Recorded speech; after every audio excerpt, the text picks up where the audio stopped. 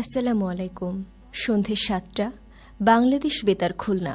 খবর পড়ছি ইরামণি মণ্ডল। আসন্ন জাতীয় সংসদ নির্বাচন ও গণভোট উপলক্ষে নির্বাচনী প্রচারাভিযান বেশ জমজমাট হয়ে উঠেছে। বিভিন্ন রাজনৈতিক দলের নেতারা জনগণের আশা আকাঙ্ক্ষার কথা শুনতে ছুটে বেড়াচ্ছেন তাদের নির্বাচনী এলাকার এক প্রান্ত থেকে আরেক প্রান্তে।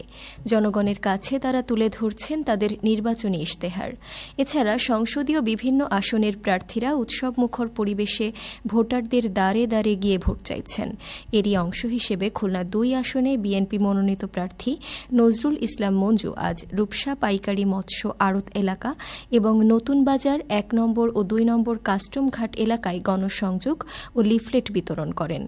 যশোর ৩ আসনে বিএনপি মনোনীত প্রার্থী অনিন্দ্য ইসলাম অমিত আজ নতুন উপশহর এলাকায় গণসংযোগ ও উঠান বৈঠক করেছেন। জেলা বিএনপির সভাপতি সহ দলীয় নেতাকর্মীরা এ সময় উপস্থিত ছিলেন। একই আসনের ১১ দলীয় জোটের প্রার্থী আব্দুল কাদের যশোরের নোয়াপাড়া ইউনিয়নে বিভিন্ন এলাকায় গণসংযোগ এবং উঠান বৈঠক করেছেন। জেলা জামায়াত ইসলামীর জয়েন্ট সেক্রেটারি সহ এনসিপি ও স্থানীয় নেতৃবৃন্দ এ সময় উপস্থিত ছিলেন। সাবেক অ্যাটর্নি জেনারেল ও ঝিনাইদহ ১ আসনের বিএনপি মনোনীত প্রার্থী অ্যাডভোকেট আসাদুজ্জামান আজ শৈলকুপা উপজেলার লক্ষণদিয়া গ্রাম, মিনগ্রাম, আবাইপুর সহ বিভিন্ন গ্রামে নির্বাচনী পথসভা করেন। উপজেলা বিএনপির সাধারণ সম্পাদক ও কেন্দ্রীয় ছাত্রদল সহ বিএনপি ও অঙ্গ সহযোগী সংগঠনের নেতাকর্মীরা এ সময় উপস্থিত ছিলেন। মেহেরপুর ১ আসনের বিএনপি মনোনীত প্রার্থী মাসুদ অরুণ আজ পৌরসভার ৮ নম্বর ওয়ার্ডে বিভিন্ন এলাকায় গণসংযোগ এবং লিফলেট বিতরণ করেন।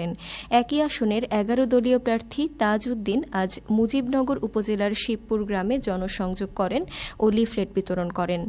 মেহেরপুর ২ আসনের ১১ দলীয় জোটের মনোনীত প্রার্থী নাজমুল হুদা আজ পৌর এলাকার ৮ নম্বর ওয়ার্ডে গণসংযোগ ও লিফলেট বিতরণ করেন। এই আসনের বিএনপির প্রার্থী আমজাদ হোসেন গাংনীর বিভিন্ন স্থানে গণসংযোগ ও লিফলেট বিতরণ করেন। আসন্ন ত্রয়োদশ জাতীয় সংসদ নির্বাচন ও গণভোট সুষ্ঠু, অবাধ ও নিরপেক্ষভাবে সম্পন্ন করার লক্ষ্যে ভোট গ্রহণকারী কর্মকর্তাদের দিনব্যাপী এক প্রশিক্ষণ কর্মশালা আজ বাগেরহাটের কচুয়া উপজেলার সরকারি মহিলা কলেজ মিলনায়তনে অনুষ্ঠিত হয়। কর্মশালায় ভোট গ্রহণ পদ্ধতি, ব্যালট পেপার ও ব্যালট বাক্স ব্যবস্থাপনা, ভোটার শনাক্তকরণ, ভোট গণনা ও ফলাফল প্রেরণ প্রক্রিয়া সম্পর্কে বিস্তারিত আলোচনা করা হয়। এছাড়া নির্বাচনকালীন সময়ে আচরণবিধি প্রতিপালন, স্বচ্ছতা রক্ষা এবং আইন শৃঙ্খলা পরিস্থিতি মোকাবেলায় করণীয় বিষয়ে দিক নির্দেশনা প্রদান করা হয়। জেলা প্রশাসক গোলাম মোহাম্মদ বাতেন এতে প্রধান অতিথি এবং পুলিশ সুপার মোহাম্মদ হাসান চৌধুরী বিশেষ অতিথি ছিলেন।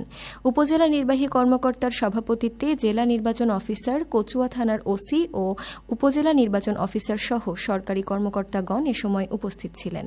কর্মশালায় ৩৬ জন প্রিজাইডিং অফিসার, ১৯৪ জন সহকারী প্রিজাইডিং অফিসার ও ৪২২ জন পোলিং অফিসার অংশগ্রহণ করেন।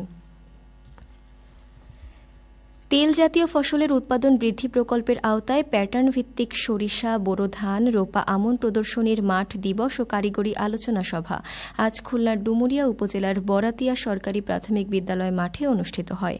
কৃষি সম্প্রসারণ অধিদপ্তর, খামারবাড়ি, ঢাকার সরেজমিন উইংয়ের অতিরিক্ত পরিচালক কৃষিবিদ ড মোহাম্মদ আব্দুল আজিজ এতে প্রধান অতিথি ছিলেন।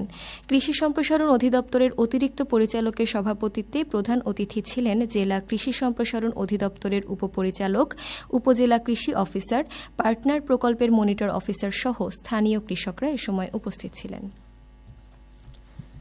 সারা দেশে আজ একযোগে ৫০তম বিসিএস প্রিলিমিনারি পরীক্ষা অনুষ্ঠিত হয়। বাংলাদেশ সরকারি কর্মকমিশন জানায়, সকাল ১০টা থেকে দুপুর ১২টা পর্যন্ত ৮টি বিভাগীয় শহরের নির্ধারিত কেন্দ্রে অনুষ্ঠিত এই পরীক্ষায় প্রায় ৩ লাখ পরীক্ষার্থী অংশগ্রহণ করে। ৫০তম বিসিএস প্রিলিমিনারি পরীক্ষার মধ্য দিয়ে এক বিসিএস ১ বছর এর যাত্রা শুরু হয়। এসো মিলি প্রাণের বন্ধনে প্রতিপাদ্যকে সামনে রেখে ঢাকা ইউনিভার্সিটি অ্যালামনাই অ্যাসোসিয়েশন খুলনার আয়োজনে Khalishpur crescent jute mill officers ক্লাবে আজ দিনব্যাপী মিলন মেলা ২০২৬ অনুষ্ঠিত হয়। এ উপলক্ষে কর্মসূচির মধ্যে ছিল গিফট আইটেম প্রদান, উদ্বোধনী ও স্মৃতিচারণ, খেলাধুলা, সাংস্কৃতিক অনুষ্ঠান এবং র্যাফেল ড্র ও পুরস্কার বিতরণ। খুলনা ৩ আসনের বিএনপি মনোনীত প্রার্থী ও বিএনপির ছাত্র বিষয়ক সম্পাদক রকিবুল ইসলাম বকুল এতে প্রধান অতিথি এবং DIG Mohammad Rezaul Haque, police commissioner Mohammad Zahidul Hasan ও পুলিশ সুপার মোহাম্মদ মাহবুবুর রহমান বিশেষ অতিথি ছিলেন।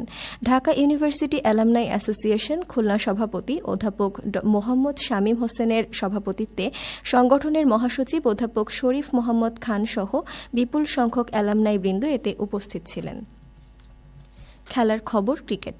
খুলনা প্রকৌশল ও প্রযুক্তি বিশ্ববিদ্যালয়ের কেন্দ্রীয় খেলার মাঠে ইন্টার ডিপার্টমেন্ট T10 ক্রিকেট টুর্নামেন্টের আজকের খেলায় বিইসিএম ডিপার্টমেন্ট 10 উইকেটে এমটিই ডিপার্টমেন্টকে পরাজিত করেছে। এমটিই ডিপার্টমেন্ট প্রথমে ব্যাট করে নির্ধারিত 10 ওভারে 6 উইকেট হারিয়ে 103 রান সংগ্রহ করে।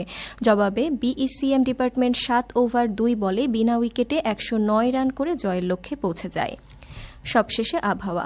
আজ রাত 1টা পর্যন্ত পূর্বাভাসে বলা হয়েছে অভ্যন্তরীণ নদীবন্দরগুলোর জন্য কোনো সতর্কবাণী নেই এবং কোনো সংকেত দেখাতে হবে না।